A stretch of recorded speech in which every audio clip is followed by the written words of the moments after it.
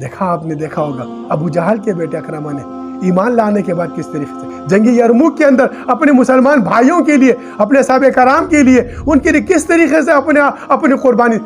اسلام تو ایثار بتاتا ہے، اسلام تو مساوات بتاتا ہے، اسلام تو بھائی چارہ بتاتا ہے، اخوانکم فی الدین بناتا ہے، تکفیر نہیں کرتا، ایک دوسرے کا دشمن نہیں بناتا، ایک دوسرے کے خلاف کفر کے فتوے نہیں لگواتا.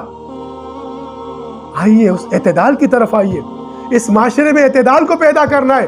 نوجوانوں کو جو گمراہ کیا جا رہا ہے، جن کے اندر جنونیت پیدا کر دی جا رہی، ٹکراؤ پیدا کر دیا جا رہا ہے، ان کو ایک دوسرے کی طرف ورغلایا جا رہا ہے، تو ان نوجوانوں کے اندر برادران اسلام اعتدال پیدا کرنا. اس سے پہلے میں نے عرض کیا اعتدال کیا ہوتا ہے.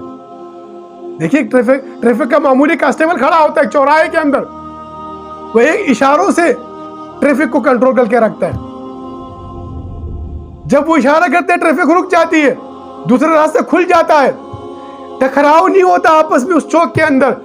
تو امت مسلمہ کے اہل علم اہل قلم، آپ لوگوں نے اس ٹکراؤ سے امت مسلمہ کو نکالنا ہے.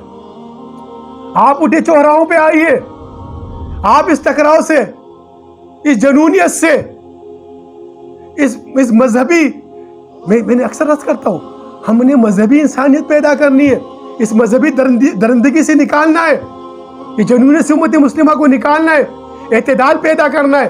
اب اعتدال پیدا کرنے کا جو طریقہ ہے، یہ قرآن کی طرف آئیے.